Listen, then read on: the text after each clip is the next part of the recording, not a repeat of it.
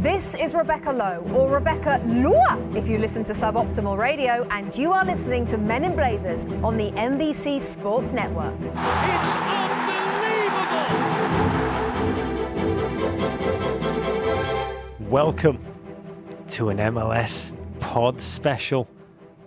A special pod special featuring an extraordinary man who might just believe in American footballers even more than I do. Difference between me and my guest is that he has just managed a team to win the US Open Cup and this week secured the MLS Supporters Shield and is now hunting down the great white whale that is MLS Cup, which would give his team, FC Dallas, an unprecedented triple. Oh, I couldn't be more intrigued to speak to him, to talk to him about his philosophy, his motivations, fascinating story, a Colombian international midfielder and Dallas-born legend as a player turned one of the most inspirational youth whisperers America has ever seen.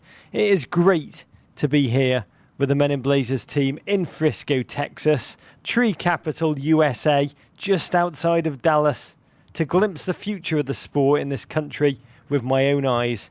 We welcome to the pod a man known to thousands across Texas simply as Pappy. Welcome, Mr. Oscar Pareja. Oh, thanks, Roger. My boss needs to hear this interview for sure. Your boss wrote it for me, Oscar. There you go. He really did. I've got to say, I am overjoyed to be here. This amazing facility. I'm amazed by your philosophy and what you're really trying to do here in Dallas. Instead of spending your resources on an expensive import, a Perlo or a Gerrard, your club have invested millions in a youth academy, given first-team chances to a core of players. They're not just young, they're mostly local, bred from your Texas catchment area, like Victor Ulloa, 22, 21-year-old US international, Kellen Acosta. Yeah, you're an outsider. I mean, you grew up amidst the tumult of Colombia in the 1980s. Do you think that being an outsider has empowered you to evaluate the opportunity that exists in American soccer with clearer, more rational eyes than other people? I do, Roger. I grew up in a country that just breeds soccer, and not just in the fields, but in the streets, just playing against your neighbors and competing all the time. I've liked in the past when you've said they're sick for soccer in Colombia. Right. The big teams and the big soccer players are a consequence of that sickness. So when I came to America, what I found was a large country with a lot of soccer players and a lot of parks and a lot of youth soccer and a lot of kids that can play the game well.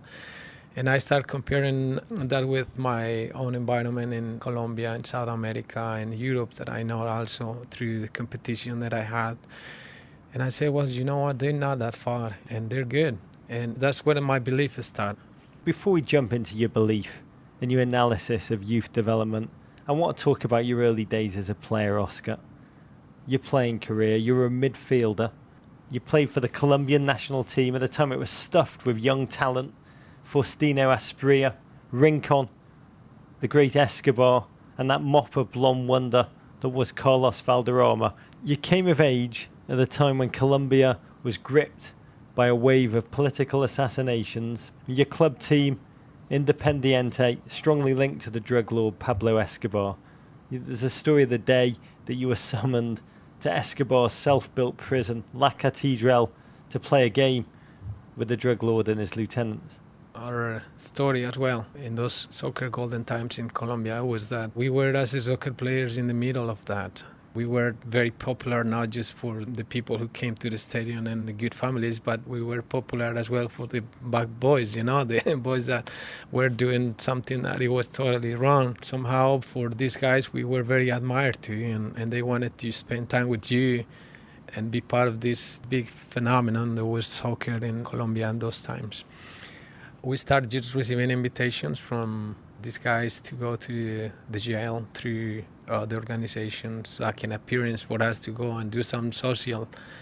This person was calling us just normal, come and play with us, come and entertain us. And a few times we went there and played with him in a field that was within the prison. And So the football team would go up there and you would take the field with Escobar and his guys. Some players, yeah, not the whole team. He called you El Guapo, Yeah. the handsome one. No, you know what? That literally translated, but that's in the slang in Colombia. That means somebody that is feisty. Oh, feisty one. Yeah. No one's never called me El There you Guapo go. before. There's been no risk of that. No one's called me the handsome one or the feisty one, Oscar. But he warned you, didn't he, about your habit of arguing against referees. Didn't he tell you that all the decisions were already preordained? So there's no point in arguing with them. The guy told me in jail once. Yeah, it makes Escobar seem like a Colombian Sunil Galati. But in 1988, you came to MLS along with a wave of Colombian players propelled in no small part by the social and political unrest plaguing your home country. You arrived here in Dallas, at Dallas Burn, back when MLS teams had the kind of names that God intended. Describe the soccer scene that you kind of arrived at back then. It was my first time coming out from my country to work. Came to a country with a language that I didn't know much, and cultural part, and obviously the starter of the league. It was new, and I knew it. It was not too much publicity of the game. Friend, family, media in Colombia criticized my decision on coming to America. They thought that it was going nowhere and criticized the fact that I didn't take an offer that I had from Brazil. When I came here, I understood that it was the right step. I wanted to be one of those pioneers that come and build here in America. I wanted to learn the language. I wanted to experience a different culture here. And I get in love with the league. I get in love with this country and with the people. I do really. You had 8 years as an MLS player, after which you immediately became a coach, starting in the youth academy here originally. I think the first cohort you worked with, captained by one of your current players, Victor Ulloa. They beat Barcelona under 18s at the 2011 Dallas Cup. I recently found on YouTube your pre-game speech that you gave in the locker room before that game. It's amazing to listen to. You said to a group of wide-eyed Texans about to take the field against the cream of youth Spanish football, La Masia. You said, we use the same ball, the pitch is the same. When you take the field, we're all the same. You're here because you have talent. We're going to play our style. Remember who you are. We pass, create, we express ourselves. Your team ran out the locker room and won that game 3-1 against Barcelona youth team, FC Dallas. You can tell me now honestly, when you said all that pre-game stuff, did you really believe it? Right, that was our 92 class. Probably the most talented group that we have had since the beginning of the academies. I know the Colombians and Argentinians and Brazilians, and I know some of the European teams at that age. And I thought the 92 class in FC Dallas was very good. I honestly and sincerely thought that they can compete against anyone. You were one of many reasons, I would say a core reason, why FC Dallas around that time decided to build a youth academy unlike any other in the United States. We're sitting here in the result. I mean, it's remarkable to look out the window here, see the club stadium surrounded by 17 full-size fields, 7,000 young players are in your system, over 100 coaches and technical staffers. It really, you've kind of built, to me, the American La Masia. But there's more than a place. There is a philosophy that is deeply rooted into everything you do. I see outside on the wall, stenciled, the phrase, busca la forma. What is that? What does that actually mean? Not just the words, find the path, find the way, but what does it really mean? During the first 2 years of the process in the academy, that kids came a lot with questions. They asked, Coach, what do you want me to do when the ball is here? What do you want me to... But it was more than frequent. It was very often. And I say, well, you need to find a way. And then they started just making jokes with me and say, Coach, we're not going to ask you more because you always just answer the same. Find a way. And they start just taking that sentence into any other situation in life, not just the game. But if somebody had any problem, they start saying to each other, and they say it in Spanish, busca la forma. It became a philosophy. And I say, that's right, boys. There is always a way to overcome situations. There's always a way. Sometimes we don't want to look for it, and sometimes we want somebody to give us that way or that idea, but there is always a way. It's part of the creativity that we lack, or we always talk that Americans lack in the game. No, they are very robotic, they are very structured, they're afraid to make mistakes, they don't want to do anything to upset anyone. They just want to be told, they just want to have a plan and execute it. They just want to follow directions. And I say, well, that's a strength. That for me is something that you can build on. Yeah. Now the other part is just to teach these kids that there's many ways to do it. They need to learn or find their own and express themselves in the field. And that's what these centers embrace or represent for them. Busca La Forma, it sounds very laissez-faire, very hands-off. I think it sounds like the ideal form of parenting where you let your kids do anything. But there is an incredible amount of tactical operation here. The kids in the system arrive here at 7:30 in the morning for 2 hours of training, then go off to a local public school, come back here in the afternoon for more training. I know every team from the under-12s onwards has the same style of playing, so they can move seamlessly from one team to the next. And the elite youth players, and I love this, they're able to access the first team's locker room, the training sessions, the ice baths, the gym. I mean, it's as if you're doing everything you can to mark a pathway that you believe many of these players are going to move from the under-12s right into that first team. It's important that the boys see a path. It's not just a dream, but it's something that is doable. The only way real. It's real. How can you do that? Because that's the motivation that they have in the mornings. Seeing, you know what, this is possible. That guy that has been signed last week, he was training with me. Why not me? So you have to create scenarios where the players that are in the minor divisions, in the academies, can see that it's possible. And the first thing that they need to see is a coach who is committed with them.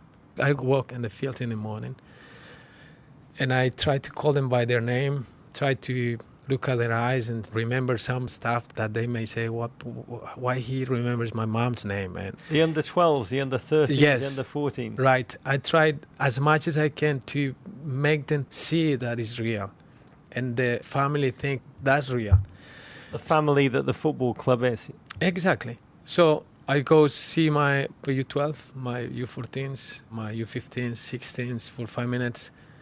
Just kind of help us all to understand that the commitment is huge. They see us training. When they have a chance, they come and cross the field and go say hello to the professional players. You know? Those things means a lot for me. So the first team are incredibly touchable. They're incredibly integrated. When you say that phrase, why not me? And you look at me, Oscar, I've got to tell you, I wonder whether Dallas has an under-45 team and whether any under-45 has come on and made the first team. The players, the youth players, they've got a nickname for you. Papi. A reflection of the way that, as you've said, you make this club and everyone in it feel like a family. I think to a large degree they all feel like your sons. You've got so many strategies that you employ to promote that sense. I mean, I read that you rotate roommates on the road so everybody can communicate and connect with each other, players especially from different cultures. You're also big on group meals. Academy players are encouraged to watch and even participate in first team practices. It's one thing building collective brotherhood. How do you build that cutthroat sense of competition that any great academy needs? The competitiveness is natural. They're friends, but they compete. You don't worry about it much. So the American brings competitive nature to the table. You don't have to encourage that. It's just there. I recognize that. That's natural for them. They compete every single minute of the day for anything. They love to compete. Colombians we are, but not as much. We compete when we need to compete. They compete for everything. Here, in the morning, in the afternoon, who runs faster, who can do it quicker, who can kick the ball longer, all those things. So competitiveness, don't worry about it. They're friends, but they compete. English people like to lose heroically if given the chance. That's our preference. But say a word about diversity too. And diversity is, for me, a strong part of this country because you have a Latin American culture here that Probably they are second generation, third, but they have parents who have been educated in a different country with different culture, different habits. So that's rich. But at the same time, they absorbed what they need to absorb from this country. So you have in an individual probably a combination of cultures. Maybe they have the blood of their grandfather who played the game. Maybe their cousins are from Mexico, but they have been growing here in America and the education system in America. You have Americans that are native, and these kids are dealing sometimes with a kid who came from Africa or from Europe or from Russia. They need to get in the field and agree with one objective. You need to play with somebody who came from Mexico, and the forward is from Africa, and the other three in the back are Americans that you can talk easily. But the kid who just came from Japan, he doesn't speak any English, Spanish, anything, and you still need to tell him that he needs to cross the ball to the second post. I find that as a great way to develop a soccer player. How much of the engine for your success has been that Latin player that you talked about? So bored of your under 14, under 12, under 16. Amazing to me just how driven by that Latin player that you've just described. Right. Is that the future for you? Many of these kids are second generations or third.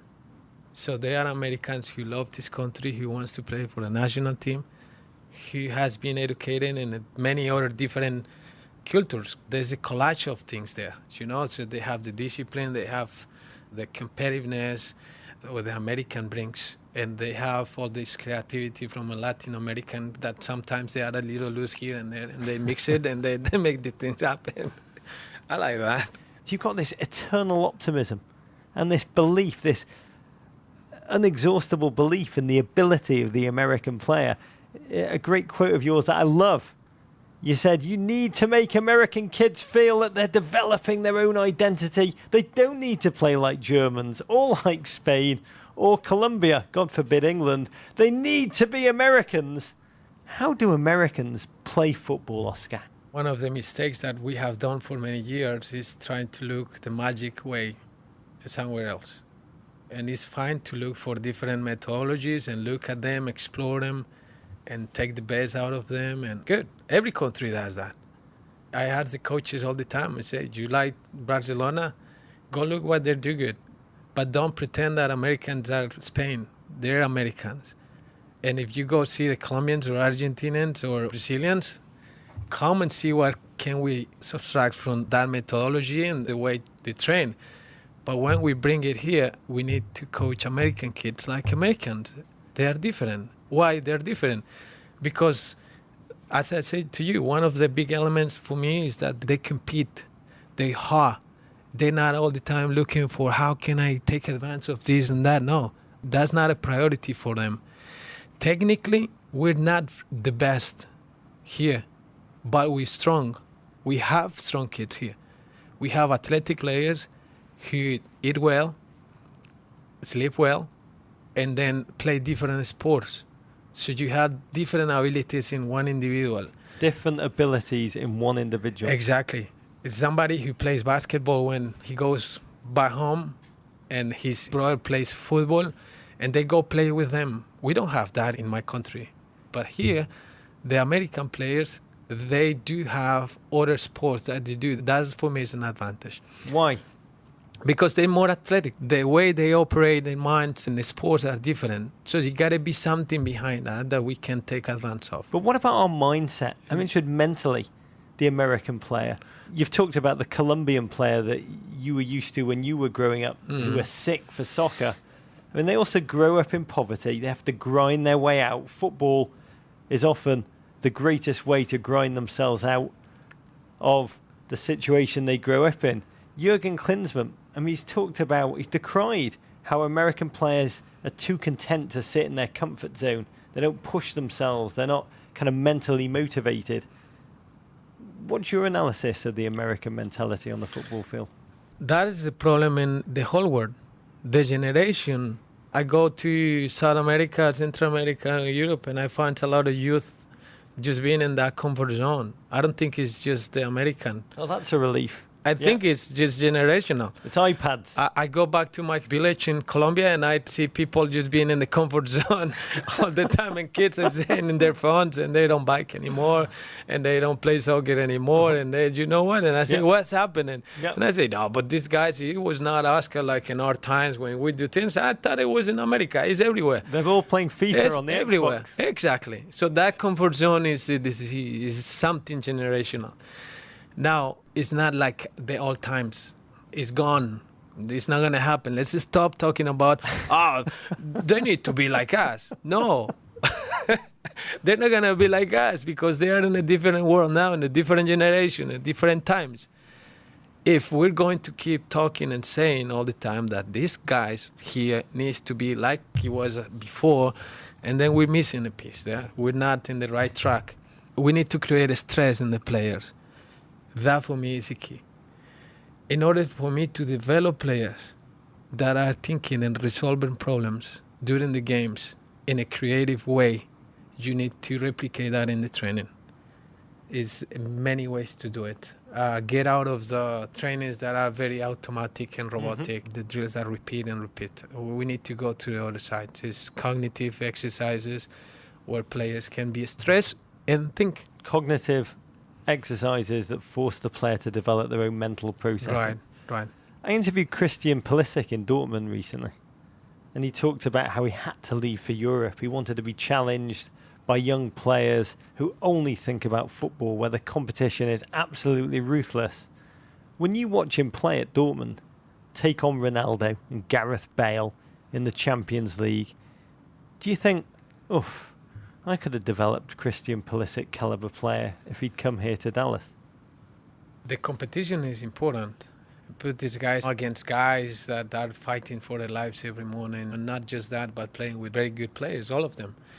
Playing against players that are much, much better than them. That helps a lot.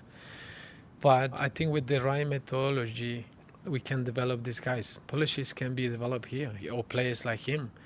It's not going to be overnight, but it's going to be the time where we have these kind of players wanting to be here in the league. When a young player comes to you here and says, Papi, I've got an opportunity to go to Europe or a big academy in Mexico or South America, like thinking Bournemouth, Emerson, Hyndman, Ramiro Funes Mori of Everton, both came here, both left to go to bigger clubs.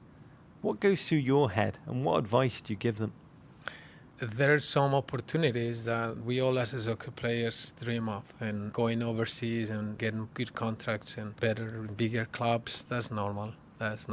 I would like in the future just to compete with those levels and make the player think that just playing Major League Soccer and staying here, not just for the competition, but for the training that they receive here, is what we can do. I don't want them to think that they're going to be better trained there. That I don't like. But I understand that there are bigger clubs and more popularity and at the end more money. That's understandable. The key is really the age between 18 and 21. It's the crucial age. It's the age where many say the US system, where it wilts a little bit. What is the secret in your mind to taking young, talented academy players and moving them to that next level so they can fulfill their talent and become professionals as opposed to failing? If I could give you only one, the development of skill, physicality, or mental approach, which would you say is more important? Yeah, mental. For me, for these reasons, at the age of 18 to 21, they should be already ready to compete physically. They are mature and their bodies are almost ready.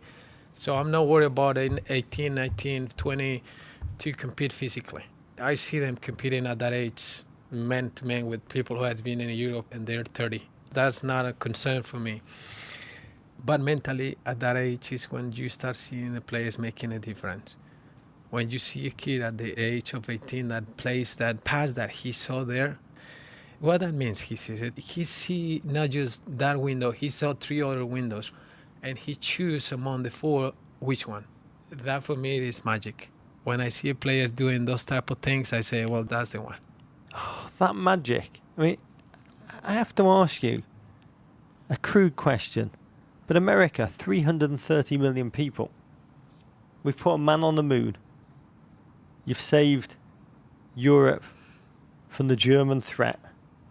But we've never created one world-class football player. Someone who sees not just the 4 options, but maybe 6 or 7 options and creates magic on a regular basis. We've not even created that person by statistical freak. Why not? First, this is a country with a lot of choices in sports. Second, because we're not sick of soccer the way we describe it at the beginning. We're not obsessed. We're not yet. We're not. That requires that, because that power will give you kids that don't want to do anything but just be around the ball. And there's no more distractions by being around the ball, and that develops that magic. And the other one with the comparison that you're doing is probably because by the time that the men went to the moon, the other ones were watching the World Cups, you know? And then that's going to take time. It's going to take time. It has to be players with that sickness, obsession all the time. It has to. What are we missing most? Is it coaches? Great coaches? Is it scouting that we're not scouting the right players? Is it a new structure that has financial incentives so that clubs who develop talent actually make a lot of money off it and want to do more of it? Money is not going to be a problem, because we have infrastructure, we have fields, we have places. What we need the most is time. It's just wait, because that's not going to come overnight. It's going to be when we touch the guys very early. What we spoke about, just playing outside in the street or on the parks. Since it doesn't exist here, we need to get these kids playing soccer very early, every day, but not just because somebody is telling them what to do, but because they are obsessed to do it. They want to do it. They have that passion. I want to play soccer to their mom, and the mom has to say, no, you need to do the assignment in the school. No, mama, I need to play soccer. I want it because my friends are there and I need to go there. It's going to take So it's time. all about the mentality of the player. Better coaches won't speed it up. Better scouting won't speed it up. It's all ultimately down to the mentality of the players.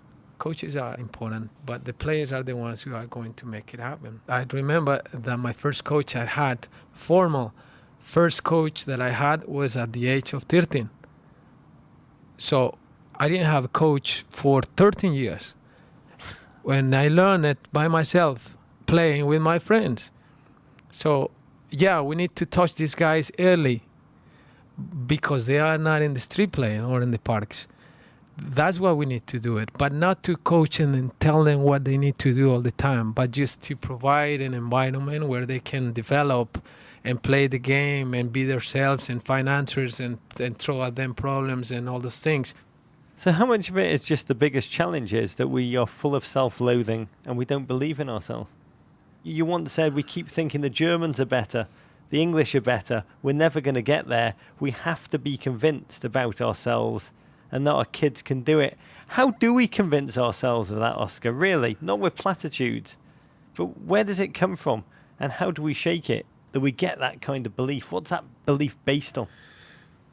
I get annoyed by people who is talking to me all the time about Barcelona and Manchester United, and we're always thinking that they are doing much better than us, and I don't like that. I do think that they are much better in many things, for sure, but we have great coaches here, we have great people, and we have soccer players in this country that wants to be developed and wants to play the game. But we need to be convinced that we can do it here, and we can do it in our way. You go to Colombia, and you say the Colombians need to be coached in the Colombian way. And I do a couple seminars in Colombia, and my first thing was, how is the Colombian player? He's happy, he likes music, he likes friends. They don't like to play direct. They like just to cut this player here and make him. That's the Colombian thing, you know. Well, just build on it. They don't need to be training like the Dutch. They don't need to. Yeah, but they roll out their under-23 team and they crushed us in the Olympics. How would you have fixed that? Well, it's time. How much time? Because you've said someday we'll see an American national team competing in World Cups in a high high level. That's a direct quote. 3 highs. Gives me a lot of confidence. When is that day, Oscar? Is it 2 years? Is it 6 years? Is it 10? Is it longer? What's the time frame for this? I think it's going to take us at least 2 World Cups just to impact. I can wait that long. Yeah. I can wait that long. How much can what you've done here be replicated across the nation? Can this only happen in Dallas, or can it be done in other places? And what would it take? That's a great question. You find a kid in Dallas, and that's different than the one in New York. So I don't think it needs to be replicated. New York needs to develop their own way. So national team coaches have a collage of people, diversity in their own country. You have a kid from New York who has different characteristics, personality, conditions, weather, ways to do it. I see it, it's different. Well, you may like to have central backs from New York because this, and this, and that. And you may like to have probably a playmaker from LA because you can find a playmaker in LA. And maybe you can play that type of thing. It works in Brazil, in Argentina, in Colombia. Yeah. The Germans have that diversity. Even the English have that diversity, you know. You may know more. I wish. Go on. But, hyperlocality in youth development is incredibly important. Everything, I mean, it is. It's amazing the way you think about it. It's like farm-to-table restaurants. Can I ask you this? Is your ultimate dream that Dallas will lift MLS Cup one day, fielding 11 starters from your youth academy? Do you put your head on your pillow at night and have that beautiful dream? that's the one. Yeah, that's correct. That's correct. And at the beginning, I thought it would be neat if I can play 2 or 3 academy home ground together, and we played 6 already in a game where we need to get the points. You played 6 players from your own youth academy in big games. Exactly. It will be fantastic that one day we can present a project that is handmade here. Utterly homemade. I mean, I hate to broach this with you now, but last year, bad memory, Portland dropped you in the Western Conference final. The season before, you reached the Western Conference semi-finals. If you never win MLS Cup, but your legacy is this remarkable vast youth development facility and your ability to keep developing a pipeline of great young local talent, is that enough? Is enough. Yeah, for me, the mission that I have here is just to create a model, an idea. Hopefully we can win with it. We have proven this year that that is possible. The trophies for me didn't move me from the goal, and the goal has been always the same.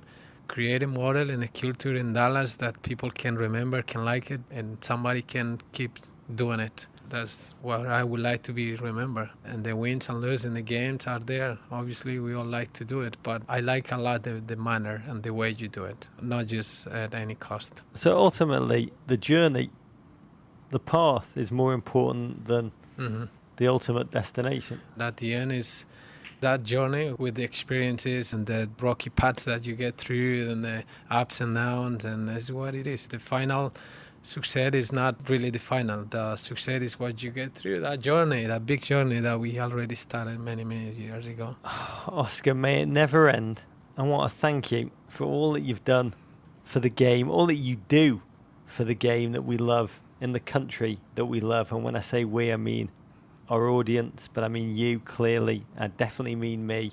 Your story is an inspiration. It's been an honour to travel, to hear, to speak to you. I say your success as a pathfinder for American soccer is remarkable. Long may it continue. Our listeners join us in wishing you and your team Godspeed in the playoffs. Oh, thank you. Thank Roger for coming here. This is producer Lexi. We had a remarkable time in God's country, Dallas, Texas. It was magic to meet Oscar and hear his story. The next chapter will be written Sunday at 9:30 p.m. Eastern on Fox Sports 1, when FC Dallas traveled to Seattle to take on the Sounders in the first leg of the Western Conference semifinals. That game caps Sunday's MLS quadruple header. It begins with Montreal versus New York at 3 p.m. Eastern and LA Galaxy versus Colorado at 5 p.m. Eastern, both on ESPN. And then at 7